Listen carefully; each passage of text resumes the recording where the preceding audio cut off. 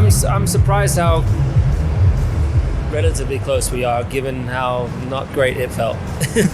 I mean, every time you come here, the grip is, because of the altitude we're in, we're all running pretty high downforce, but it's low. It feels lower than Monza, so you're sliding around, trying to find grip, but it's just not there. I tell you what, the mosquitoes here are insane. They're still biting you. I thought Jamaica's mosquitoes were bad, but here they're a close second. What just buzzed past you? You were talking there. I'm wearing my jacket and my hoodie up, so I got bit on the top of my head in my engineering. But yeah, it wasn't disastrous, but obviously because I missed P1, Antonio did a really great job.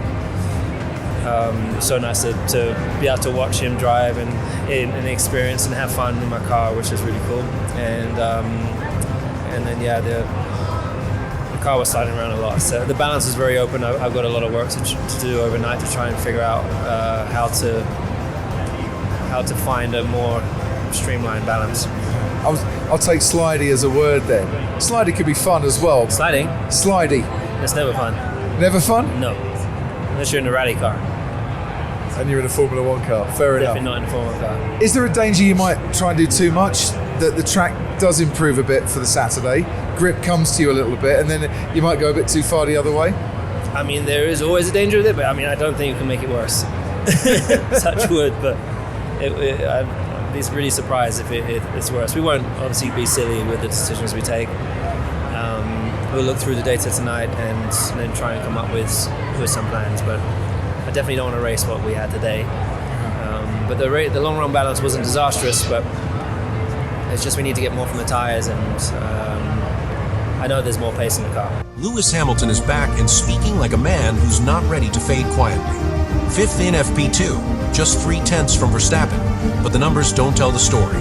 His Ferrari SF25 still looks unstable at altitude, yet Hamilton's precision kept it alive. What he said after the session reveals a veteran unwilling to settle for being second best.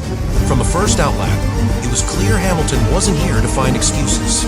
He was here to build understanding. Ferrari had briefed him about the balance problems that plagued the car in Austin, the unpredictable rear, the porpoising risk, the ride height nightmare, and Mexico's altitude was about to amplify all of them. But his approach was methodical, almost surgical.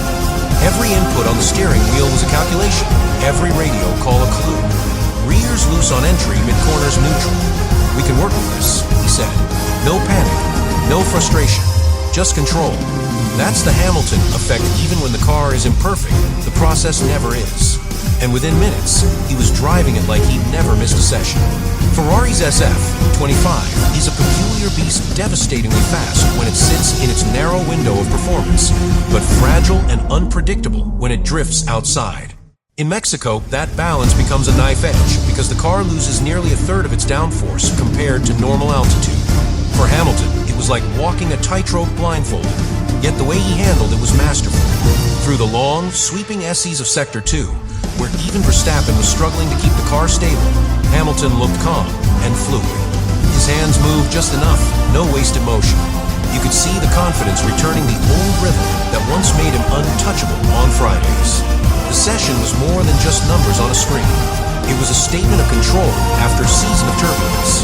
Ferrari's engineers had spent months trying to stabilize the SF25's unpredictable rear, but it was Hamilton's adaptability that finally gave them direction. His first few laps weren't fast, but they were telling. He was mapping the car's behavior corner by corner, feeling how it breathed in thin air. By lap 7, he was already matching Leclerc's pace in Sector 1. That's the difference experience makes. When others spend time reacting, Hamilton spends it decoding. And for the first time in weeks, Ferrari looked composed because their driver was. As the sun dipped lower and the track temperature started to cool, the SF25 came alive. On his second push lap with soft tires, Hamilton found the balance. He threaded through the Foro Sol Stadium section with the kind of elegance that silences a crowd. The rear stayed planted, the front bit perfectly into the apex, and as he crossed the line, the stopwatch flashed 1 minute 17.692. 5th place overall, but just 0.3 behind Verstappen. More importantly, less than 0.2 off Leclerc. For a man who'd missed half the day, it was proof that rhythm beats routine. And in that single lap, Hamilton reminded everyone he still understands the game better than anyone. The challenge facing Lewis Hamilton in Mexico was unlike anything he had dealt with in years.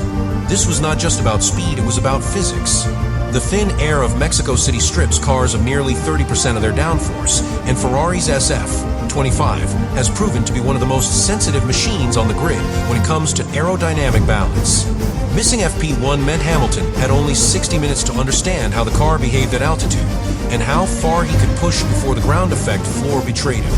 That's not much time for anyone, but Hamilton's advantage lies in what he brings before even leaving the garage. A map of instinct, experience, and relentless focus. The team gave him a car balance for safety, higher ride height, less risk of porpoising, but that setup came with an unavoidable trade: instability in high-speed corners. From the very first laps, the problem revealed itself. The SF25 looked uneasy through the fast left-right transitions in Sector 2, where cars rely on aerodynamic consistency rather than mechanical grip. The rear end twitched under load, and every bump threatened to unsettle the car. The issue was classic Ferrari 2025, a car that works beautifully when perfectly in tune, and disastrously when even slightly out of step. But Hamilton read the symptoms early. His radio messages were clinical, stripped of emotion. Rear grip inconsistent mid-corner. Car drops aero load off throttle. For engineers, that sentence was gold. It told them everything, not just what the car was doing, but why. Few drivers can translate sensations into engineering language like Hamilton. It's part of what's kept him at the top for 2 decades.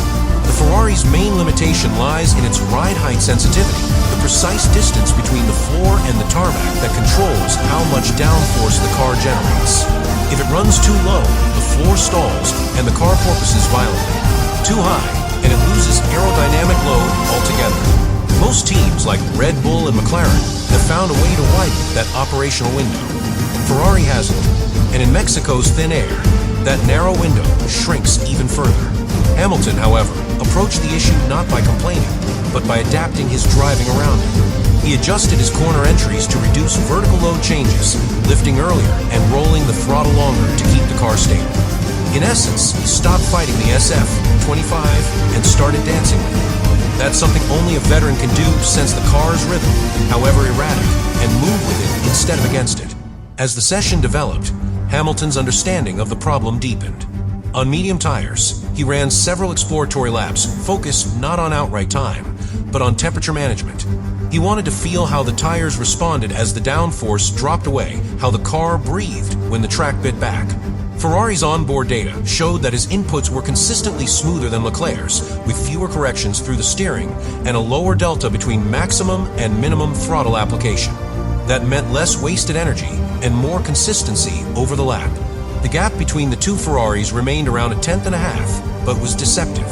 Hamilton was still learning, still calibrating, still reading the car like an open book.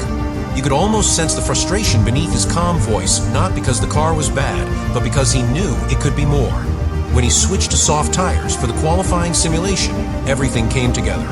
Ferrari's biggest weakness, its unpredictable floor behavior, was still there, but Hamilton had built a rhythm that compensated for it. His first flying lap was untidy, a minor slide in the stadium section costing him half a second. The second lap, though, was a masterclass in correction. With tires slightly past their peak, he still managed a 1 minute 17.692, putting him 5th overall, and just 0.3 behind Verstappen. What the timing sheet didn't show was how he achieved it. His throttle trace was near perfect, his entry speeds consistent, his braking zones clean. Ferrari's engineers later confirmed that Hamilton's data was the most stable of any driver that session. That's not luck, that's control born of patience and understanding. As FP2 drew to a close, Ferrari's radio told the story best. "Good job, Lewis. Data looks strong. We're learning." The voice on the other end replied, calm as ever, "There's more in it. We're close." That's Hamilton in a sentence, the eternal problem solver. He knows perfection is unattainable, but the pursuit defines him. Mexico didn't give him a flawless Ferrari, but it gave him something he values more: direction. In a season where the team's weaknesses have often overshadowed progress, Hamilton turned a difficult session into a foundation. His pace wasn't the fastest, his car wasn't the most stable, but for one intense hour under the Mexican sun, he made the SF25 look like it belonged in his hands. As the Mexican sun began to drop and the track temperature flirted with 50 degrees Celsius, Lewis Hamilton transformed Ferrari's FP2 program into something far more purposeful than a test run. For him, engineering isn't a background process, it's part of the performance itself. From the first minute, his communication with the Ferrari pit wall sounded less like a driver talking to engineers and more like a scientist narrating an experiment. He wasn't guessing, he was measuring. Brake migration's a touch aggressive in turn 4. We're losing rear contact on entry, he said early in the session. Within 2 laps, the team adjusted the brake bias map remotely, and the SF-25 began to settle. The calmness in his voice stood in sharp contrast to the chaos of the car. That's Hamilton's defining trait. He humanizes the data, translating mechanical noise into meaning. The team's initial plan for FP2 was clear. Start on medium tires with a full tank of fuel, collect aerodynamic load data across each sector, then transition to soft tires for qualifying simulations. But Hamilton approached it like a strategist, not a test subject. He spent the first 10 laps exploring the limits of the brake-by-wire system, feeling how the pedal interacted with the hybrid recovery system, how the rear axle reacted under load, how much mechanical grip he had left once the aero grip disappeared. In a car as sensitive as the SF-25, every pedal movement is a negotiation. Too firm, and the rear steps out. Too gentle, and you lose entry speed. Watching him through the high-speed SEs, the Ferrari looked deceptively calm, not because it was stable, but because Hamilton made it look that way. His steering inputs were small, elegant, precise. When the car twitched, he caught it with millimetric correction, not reflex, but anticipation. Halfway through the session, Ferrari switched Hamilton to soft tires. The goal was to simulate qualifying conditions: light fuel, maximum power deployment, full push. But at Mexico's altitude, the hybrid system struggles to deliver consistent electrical power. The thinner air cools poorly and battery temperatures rise sharply. That's where Hamilton's feel made the difference. He managed his ERS deployment manually, alternating between high and balance modes to smooth the power curve out of slow corners. It's a level of control few drivers attempt because it requires absolute awareness of the car's rhythm and the circuit's flow. The telemetry showed that his power usage was not only consistent, but also strategically staggered. He was choosing where to lose and where to gain. In essence, he was driving like a chess player, planning energy distribution 4 corners ahead. That precision translated into lap time. On his first flying lap, Hamilton set a 1 minute 18.0, good enough for 7th. On his second attempt, he pieced together the kind of lap that defines a veteran. The first sector was textbook braking late, but clean into turn 1, balancing the rear through the double apex of turns 3 and 4, and opening the throttle early on exit. In sector 2, where the SF-25's instability was at its worst, he used narrower lines and earlier turn-in to stabilize airflow under the floor. His reward was a 1 minute 17.692 fastest, just 0.3 off Verstappen's Red Bull. Ferrari's engineers couldn't hide their satisfaction. The data told them what they'd been searching for all season. The SF-25 could be competitive, but only with a driver who could nurse it through its weaknesses. Hamilton had just proved it could survive the altitude. Then came the long-run sequence, and that's where the real artistry appeared. While others bolted on fresh tires to chase quick laps, Hamilton opted to stay out on his used softs, replicating the opening stint of Sunday's race.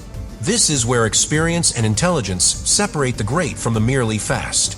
His lap times were consistent within 0.2 for nearly 12 consecutive laps, something unheard of in Mexico's brutal heat. Even more impressive was the thermal management.